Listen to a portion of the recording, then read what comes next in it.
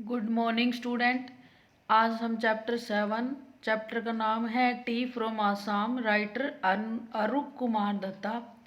इसमें main character के बारे में बताती हूँ। First of all, Pranjal from Assam, Assam से बिलोंग करता है। राजवीर फ्रॉम दिल्ली। चाइनीज एम्पिरर इस चैप्टर में करेक्टर आ रहा है, जिसे क्या माना जाता है कि जो चाय की खोज थी, यानी कि वो इन्होंने जो टी डिस्कवरी थी वो इन्होंने की थी। Bodhidharma is also a character in this chapter. It is an Indian Buddhist. It is considered that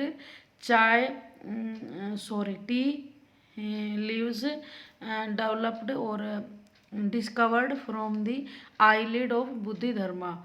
ऐसा माना जाता है कि जो इन्होंने अपनी आँख जो पलकें थी उनको काट कर फेंक दिया था, क्योंकि मेडिटेशन के दौरान इनको नींद बहुत ज़्यादा आती थी। So to avoid from sleep, Bodhidharma cut off their eyelid.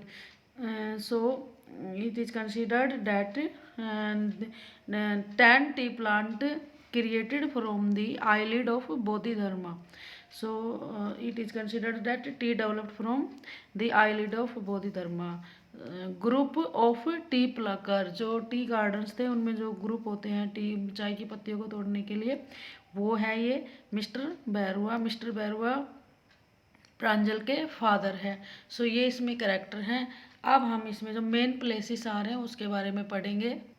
Main places Assam से कौन बिलोंग कर रहा था? प्रांजल। दिल्ली से बिलोंग करता है राजवीर, इस चैप्टर में करेक्टर हैं। टी गार्डन आसाम में है। मरियानी जंक्शन भी आसाम में है। जब प्रांजल ने राजवीर को इनवाइट किया था तो राजवीर और प्रांजल आसाम गए थे, तो वो आसाम में कहाँ पर जंक्शन था उनका ट्रेन रुकने का? मरियानी जंक्शन पर ही प्रांजल के पेरेंट्स ने रिसीव किया था इन दोनों को। Next place is Dhakiabari is a place where a lots of tea garden. Dhakiabari यानी कि वो प्लेस है जहाँ पर बहुत सारे चाय के बागान हैं और वहाँ पर प्रांजल के फादर जॉब करते हैं as a manager in tea garden.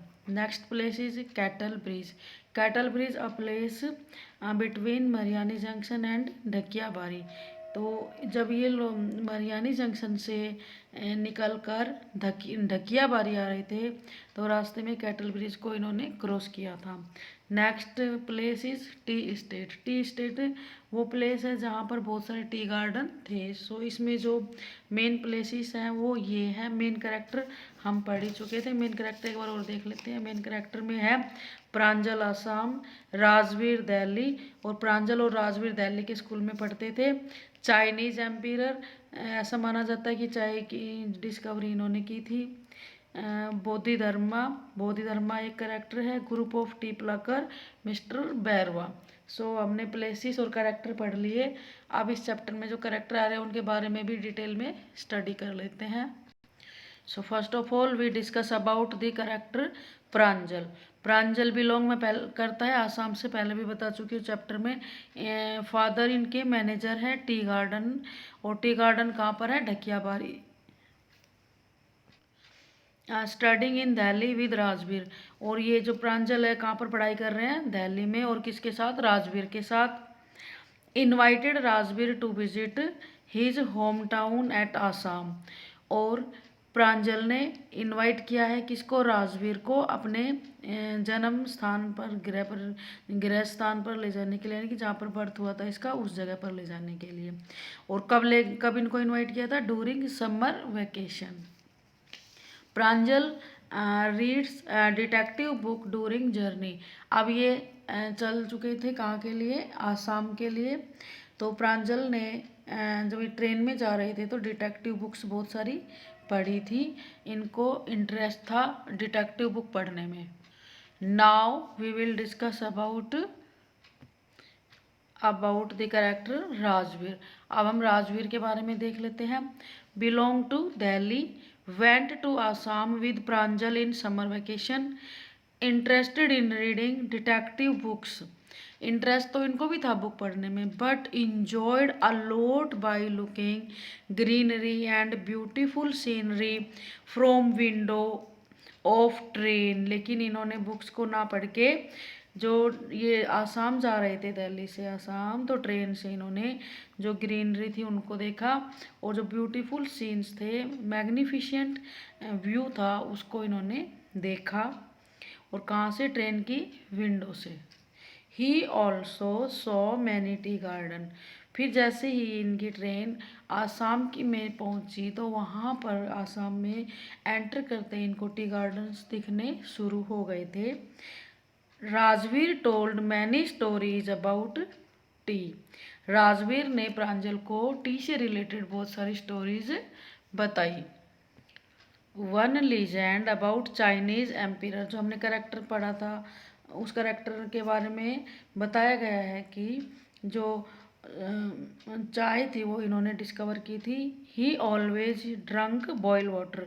जो चाइनीज एम्पियर थे वो बॉयल वाटर हमेशा पीते थे।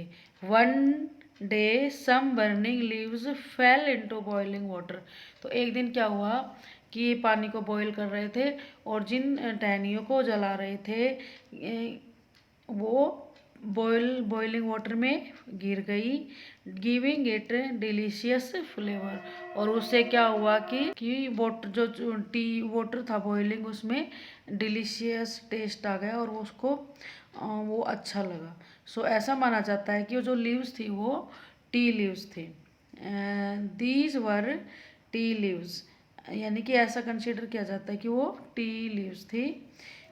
Another legend about Indian Buddhist, जो दूसरी लीजेंड है यानी कि जो स्टोरी है, माइथोलॉजी है, वो इंडियन बुद्धिस्ट से रिलेटेड है, जिनका नाम था Bodhidharma. He cut off his eyelid to avoid slip while meditation. यानी कि बोधिधर्मा ने अपने आईलिड को कट कर लिया था, क्योंकि उनको मेडिटेशन में प्रॉब्लम होती थी। So to avoid from sleep, Bodhidharma cut off his lid, and it is considered that from that eyelid 10 tea plant grew. So it is considered that 10 tea plant grew from eyelid। उन eyelid से 10 tea plant बने। the leaves of plant used to banish the sleep। और जो T plant थे उनको बाद में क्या यूज होने लगा? स्लिप को बैनिश करने के लिए, यानी कि नींद को भगाने के लिए उनको बॉईल करके पिया जाने लगा। सो ये कंसिडर किया जाता है कि वहीं से ही टी का ओरिजिन हुआ था। It is he also told that the T was first time drunk in China before 2700 BC।